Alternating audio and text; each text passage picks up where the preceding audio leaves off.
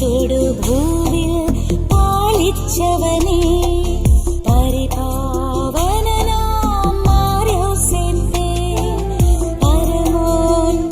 തിരുനാൾ വഴിപാടുകളിൽ ഏറെ പ്രാധാന്യമാണ് തിരുനാളിനോടനുബന്ധിച്ചുള്ള നേർച്ച സദ്യയ്ക്കുള്ളത്.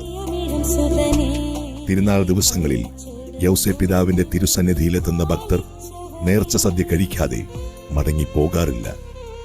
ഈ നേർച്ചയൂട്ടിന്റെ പ്രാരംഭ പ്രവർത്തനങ്ങൾ തിരുനാളിനു മുമ്പുള്ള ബുധനാഴ്ച തന്നെ കമ്മിറ്റി അംഗങ്ങളുടെ നേതൃത്വത്തിൽ ആരംഭിക്കുന്നു. ആദ്യകാലങ്ങളിൽ സസ്യേതര വിഭവങ്ങളാൽ സമൃദ്ധമായിരുന്നു തിരുനാൾ ദിനങ്ങളിലെ ഈ ഊട്ടുസദ്യ. എന്നാൽ നാനാജാതി മതസ്ഥർക്ക് നേർച്ച ഭക്ഷണത്തിൽ പങ്കെടുക്കണമെന്ന ആവശ്യം മുൻനിർത്തി റവറൻ ഫാദർ പോൾ വാലിക്കോടത്ത് വികാരിയായിരുന്ന 60കളുടെ തുടക്കത്തിൽ സസ്യവിഭവങ്ങളോടുകൂടിയ ഊട്ടുസദ്യ സാർവത്രികമായി അംഗീകാരം നേടി.